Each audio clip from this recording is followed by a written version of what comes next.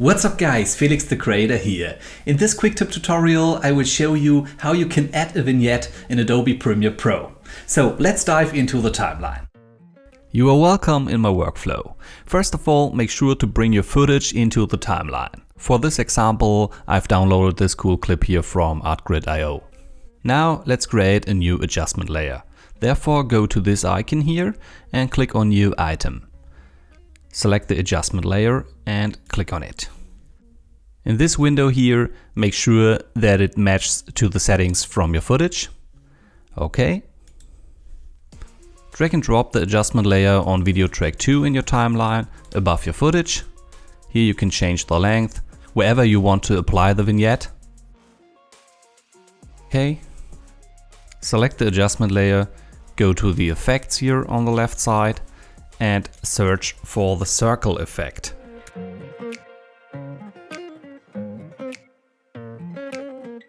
You will find this under the Video Effects tab in the Generate folder. Drag and drop the circle onto your adjustment layer. Go to the top here on the left side and use the effect controls. Go to the circle settings. And in the first step we want to change the blending mode to Stencil Alpha. Then change the radius. Yeah, let's say to something like this. To 900. Drop down the feather option and change the feather outer edge. Yeah, I always receive the best results with something like this here by 500. But the intensity of your feather edge depends on your footage, so play around with it to get the best results.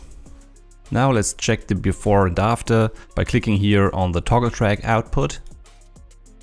Yeah, this is the fastest way on how to add a vignette in Premiere Pro.